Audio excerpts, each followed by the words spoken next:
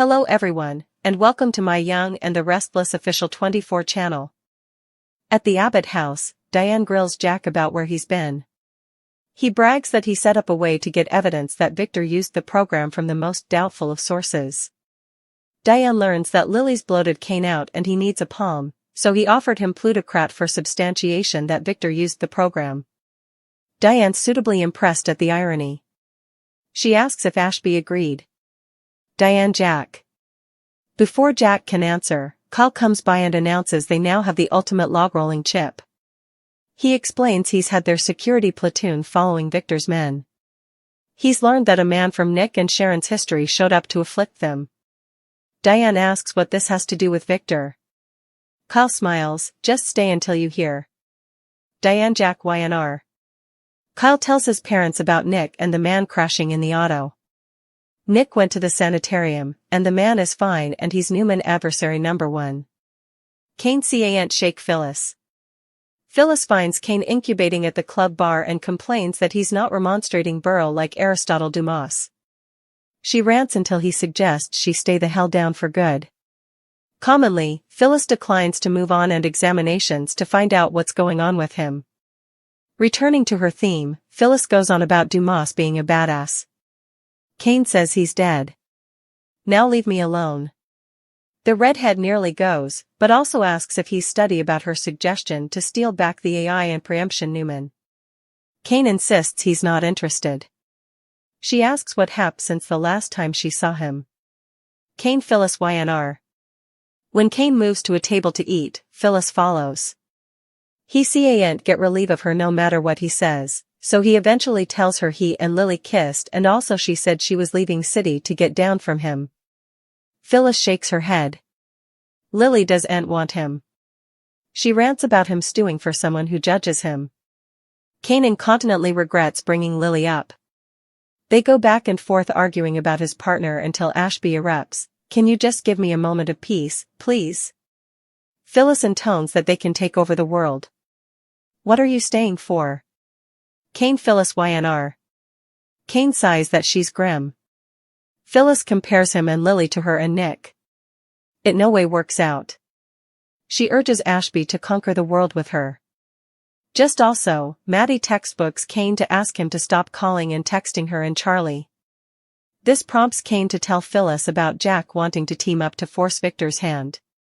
Phyllis thinks that's great for the Abbott, but not for Kane. Why would he mate with Jack when he has her? Audra and Holden hash it out. At Crimson Lights, Audra runs into Holden and discovers he didn't tell Claire what additional happened in LA, at least not yet. Unimpressed with yet, Audra reminds him if she burns, he burns with her. Audra Holden YNR. They reappraisal the events of the night the creep failed. Audra remarks that Holden saved her life but he easily regrets it. He was the only good Joe she ever met in LA, but the way he's treating her now, it's like that's gone. Holden reminds her she was mean. She regrets that now. Holden understands why Audra was cold but thinks she could have acted like they had nothing to hide. They go over Claire coming into the picture. Audra reminds him they've a bond and history. Why is he trying so hard to score points with Claire? Audra Holden YNR. Holden ignores the question and rather complains about Audra having her walls up all the time. After that night, he figured they'd have each other's backs always. They flash to her freaking out after taking the creep's body out to the box of Holden's auto. He told her to go to another bar and talk to people, so she has an justification. Audra Holden flashback YNR. In the present, Audra tells Holden that they may not always be musketeers, but they'll no way be free of each other. Holden prodigies, doesn't the secret wear her down? Talk turns back to Claire. Audra smothers that she doesn't earn him. Holden declares that he'll keep his mouth shut if she leaves Claire alone. Sally screw up. Billy joins Sally on the lounge at home, and they launch into a discussion about whether she's waiting for him to squinch up again. She insists they're good but admits she's alarmed that everything they've could vanish. Sally Billy YNR. Sally regrets talking to Victoria rather of Billy, who assures her she doesn't have to take it easy on him. Sally worries about the pressure and he realizes she's seriously upset. Billy wants to give back all she's given him. She deserves that. After some further talk about being transparent and Billy wanting to make Sally happy, she becomes emotional about the idea of losing him. Billy reiterates that he can take the pressure if she questions him. She finds all of this veritably sexy, so they head to the bedroom to make love. Latterly, Sally watches a reflective Billy. She joins him and he says he was allowing about Jack and Jabot.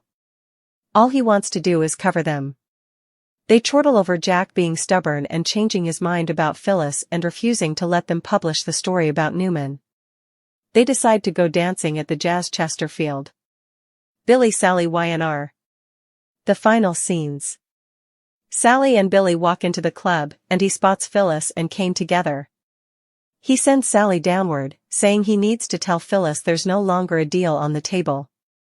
Rather, he eavesdrops as Phyllis urges Kane to join her to pry Newman Enterprises out of Victor's hands. At Crimson Lights, Audra agrees to back off on Claire if Holden keeps their secret. He teases that she caved first and the atmosphere lightens.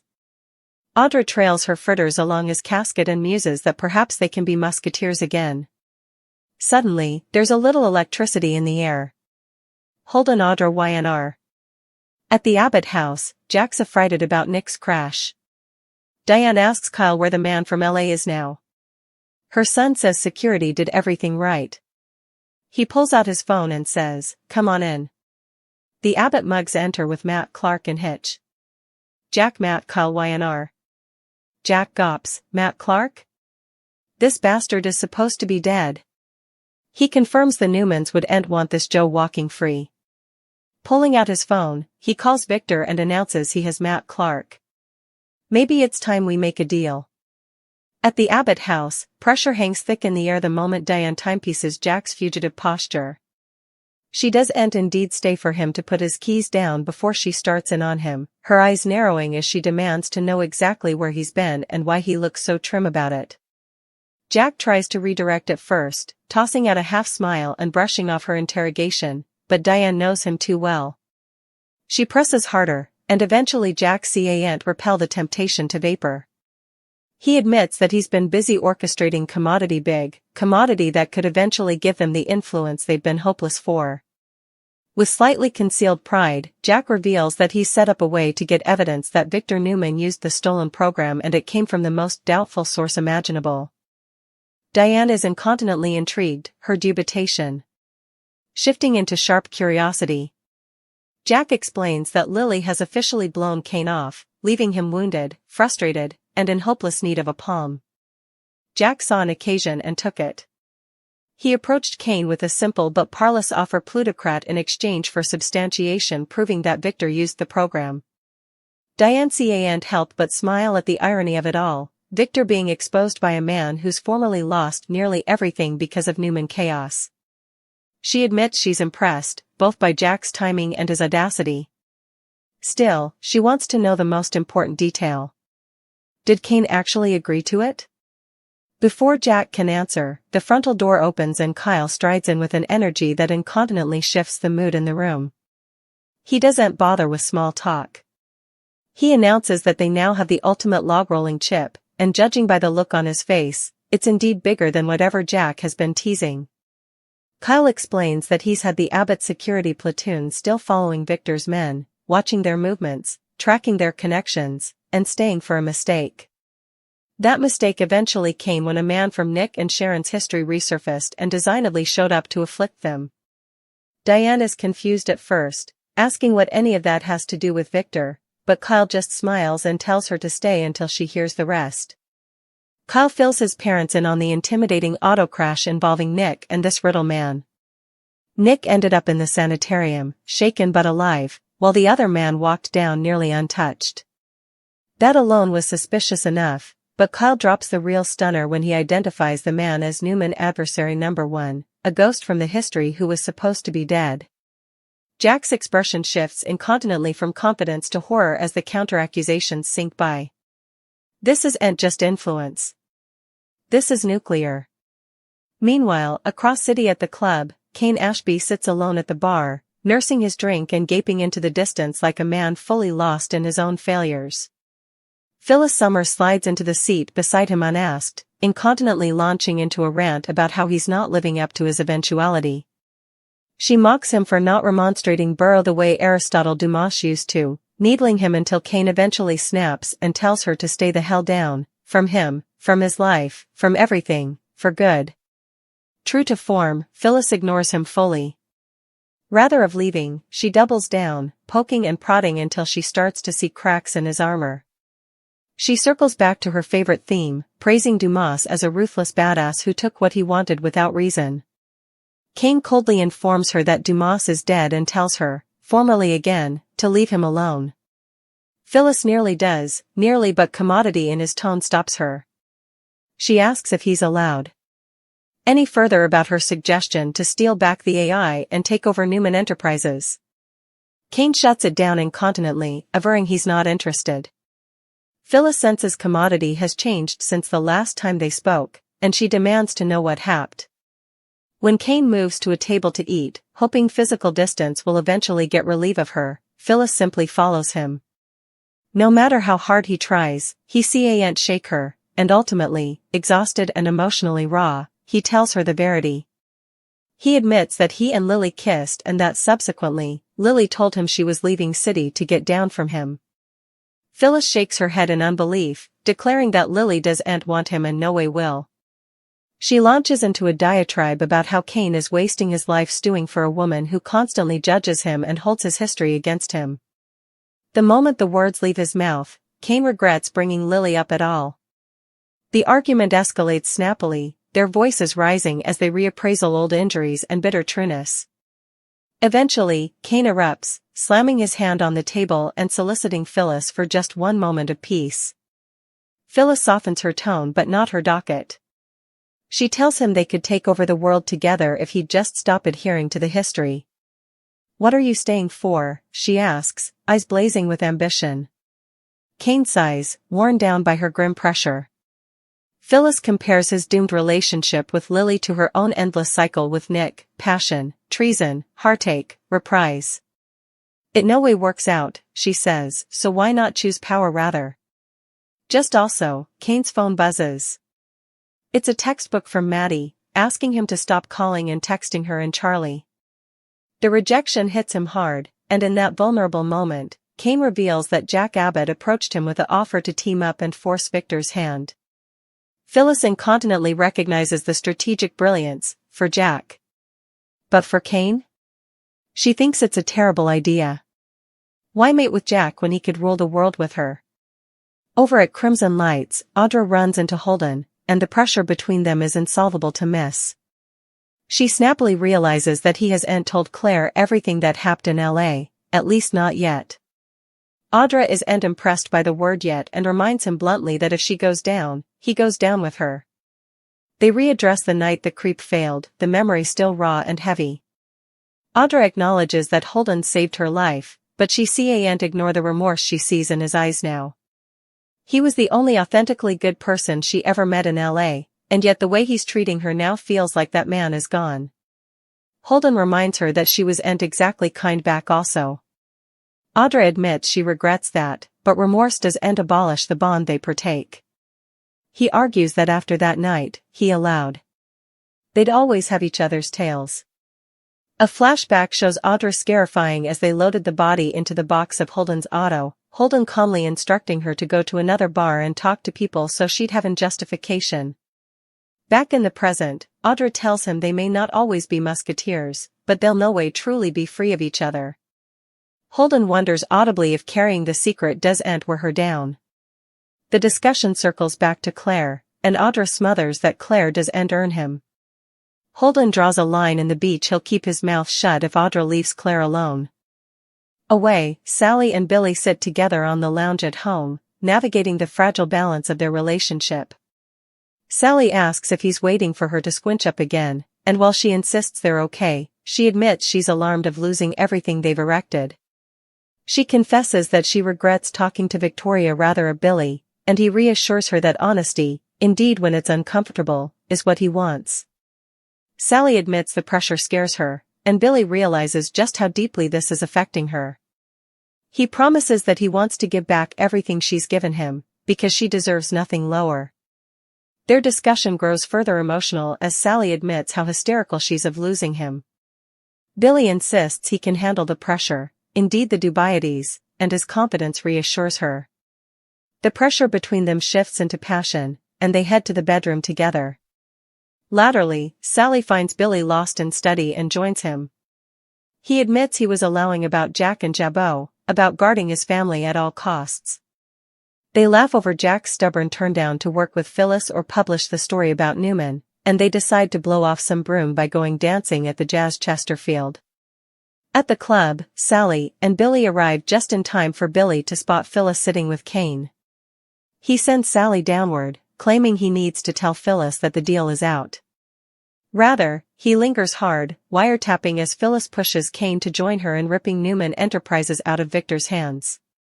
Back at Crimson Lights, Audra eventually agrees to back off on Claire in exchange for Holden's silence. He teases her for caving first, and the pressure between them softens into commodity warmer, more dangerous. Audra trails her fritters along his casket, wondering audibly if perhaps they can be musketeers again, and the spark between them is unmistakable. At the Abbott house, Jack rolls as Kyle finishes explaining Nick's crash. Diane demands to know where the man from LA is now. Kyle assures her that security handled everything impeccably. He pulls out his phone and says, "Come on in." The door opens, and the Abbott mug's companion a stupefied, veritably alive Matt Clark into the room. Jack gapes at him in unbelief. Matt Clark is supposed to be dead. There's no question in his mind that the Newmans would do anything to keep this man from walking free. Without vacillation, Jack pulls out his phone and calls Victor Newman directly. With cold satisfaction, he announces that he has Matt Clark in guardianship. "Maybe," Jack says still, "it's time we make a deal. The war has officially entered its most dangerous phase." Jack's words hang in the air like a loaded armament after he ends the call with Victor. No bone. At the Abbott house speaks for a long moment. Matt Clark stands between two security guards, his expression precisely neutral, but there's a flicker of commodity in his eyes, recognition, computation, and a hint of fear. Diane is the first to break the silence. She steps near to Jack, lowering her voice, asking if he realizes exactly what they're holding now. Jack doesn't answer incontinently.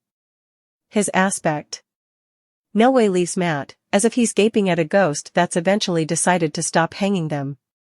Kyle, meanwhile, can slightly contain his adrenaline. He explains how Victor's people replied the moment Matt resurfaced, how the fear was immediate, how orders were barked into phones, how the Newmans climbed to contain commodity that was no way supposed to see daylight again. Matt listens without interposing, his jaw tensing just enough to confirm everything Kyle is saying is true. Diane eventually turns on Matt herself, demanding to know how he survived and why he's back now. Matt offers a thin smile and says only that some men are harder to bury than others. Jack snaps back that Victor clearly tried hard enough. Across city, Victor Newman receives Jack's call with his trademark stillness. He doesn't rage. He doesn't roar. He simply listens, his expression undecipherable as Jack calmly informs him that Matt Clark is alive, in Abbott guardianship, and veritably much a problem for Newman Enterprises. Victor ends the call just as calmly, telling Jack they'll talk soon. When the line goes dead, Victor eventually exhales, the faintest crack appearing in his armor. He knows exactly what Matt represents, not just a liability, but a living record of sins Victor allowed. He'd cancelled ever.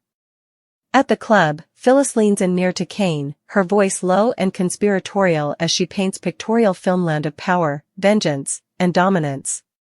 She talks about dismembering Victor piece by piece, about reclaiming everything that was stolen from them, about rewriting the rules so they're no way victims again. Kane listens, disaccorded, his eyes fluttering toward the door as if he's searching for an escape he knows doesn't live. When Phyllis notices Billy hard, half-hidden and hearkening, her smile widens.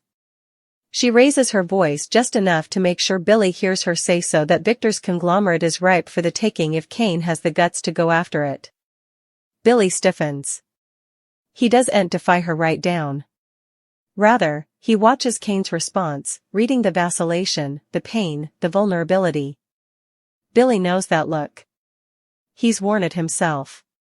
When Phyllis eventually notices Billy watching, she greets him with inflated cheer, asking if he's come to return the fun. Billy coolly tells her the deal is off, no further backroom conniving, no further Abbott involvement. Phyllis laughs it off, criminating him of being hysterical to pull the detector. Kane looks between them, realizing he's standing at the center of a war he no way asked for. Back at Crimson Lights, the fragile armistice between Audra and Holden settles into an uneasy calm. They sit near than they should, their voices low, their body language betraying times of participated history and undetermined emotion. Holden insists he's serious about guarding Claire, that this isn't about choosing sides but about doing the right thing. Audra scoffs at the idea of right, reminding him how snappily morals vanish when survival is on the line. Still, there's wimpiness in her eyes when she admits that keeping the secret has bring her further than she'll ever say out loud. Holden reaches for her hand, stopping just suddenly of touching it. He tells her that secrets like theirs have a way of poisoning everything ultimately. Audra admits she knows, but letting it out would destroy them both. The electricity between them flares again, dangerous and intoxicating, until they both pull back at the same time, apprehensive of how thin the line is between fidelity and disaster. Meanwhile, Sally and Billy cotillion at the Jazz Chesterfield, trying to lose themselves in music and movement. Sally senses Billy's distraction nearly incontinently. She asks what's wrong.